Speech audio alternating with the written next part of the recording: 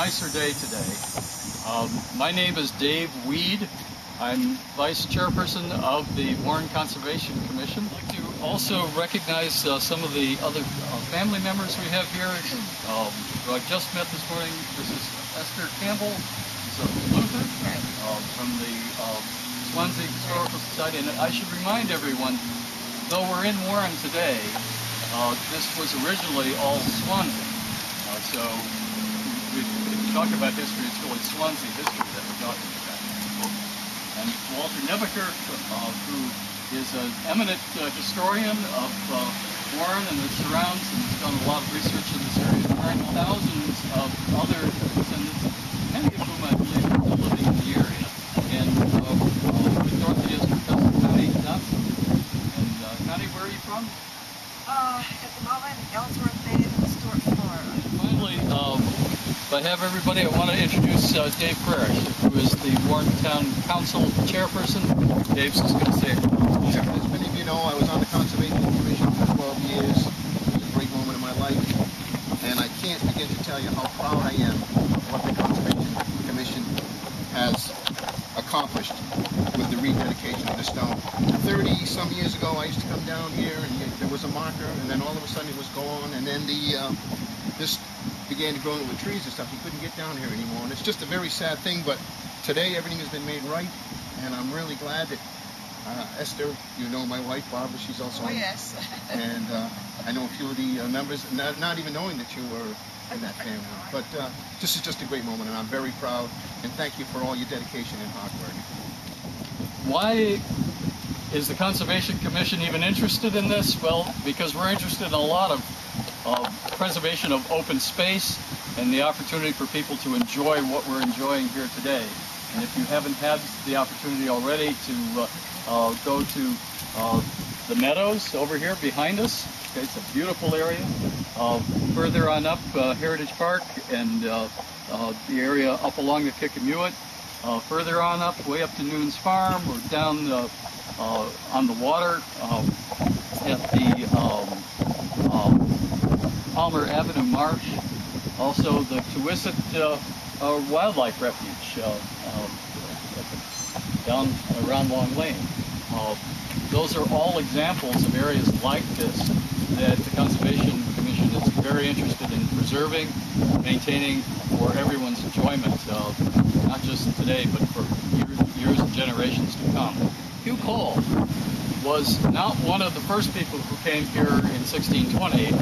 Clearly, you don't see his name on the Mayflower list, but he did arrive in 1633-34 as part of what was called a raid here in 1668.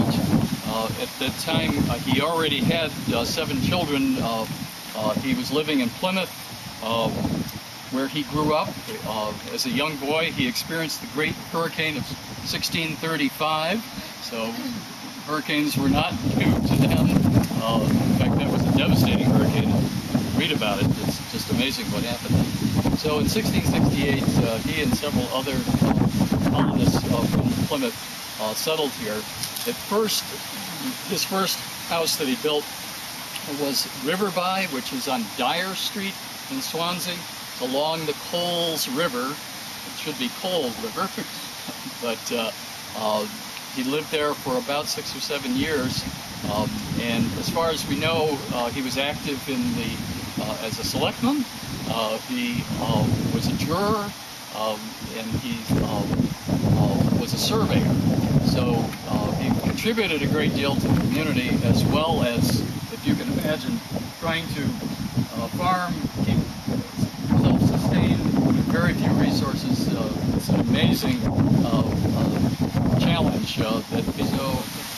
At that time, what was called Mattapoisett, this tip of Tuisset, was occupied by both settlers, about 20 of them, and I'm going to go through the whole history of the King Philip War. If you want to know more about it, I have a website which has pictures of everything, and I'll be happy to hand you a card from August. King Philip was eventually tracked down with his remaining band. Interestingly, also, in what is now Bristol. If you go to the property near Kickemuit, you can walk to the spot where he was shot. Interestingly, had such a good relationship with King Philip that Philip warned him about the war and gave him enough time to leave his residence at Weatherford. Took a boat to Portsmouth, spent most of those 2 years of the war in Portsmouth, though he may have been in the militia. We're not real clear about that. In any case, once the war was over, he came back to this site and established a new home here. This was all farmland around here, and in fact remained farmland for a considerable period of time.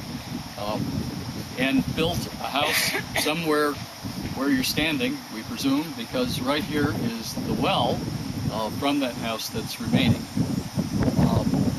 This is, as far as we know, one of the oldest architectural artifacts from that period of time. So I don't know if they had a conservation commission then, but we can have the families come over here, and I don't know if people want to move around here. This monument was erected in 1917 by family members as a way to commemorate the area.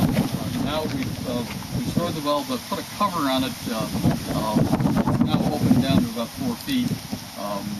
I asked John if the cover could be removed for today. He said it's going to be too hard.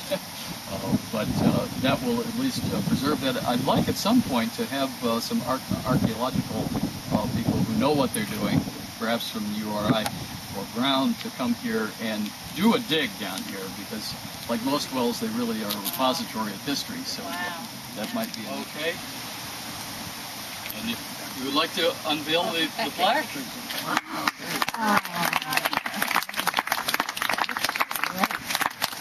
This is the original inscription. And this was not done in metal. This is done in modern day materials that have no resale value. That should be written on it. Put that in the paper. Right, worthless plaque. I need the writing on the plaque. Would you like me to? Oh, I would really like you to, Daniel. You enunciate beautifully. Well, the plaque reads, as it did in 1917 when it was first placed here, in memory of Hugh Cole, born London, England in 1627, died in Swansea 1699, an honorable and useful citizen of Plymouth Colony, many years a representative of Swansea, Massachusetts. He was a sergeant in King Philip's War in 1675, also an esteemed friend of King Philip, from whom he purchased his claim in 1669.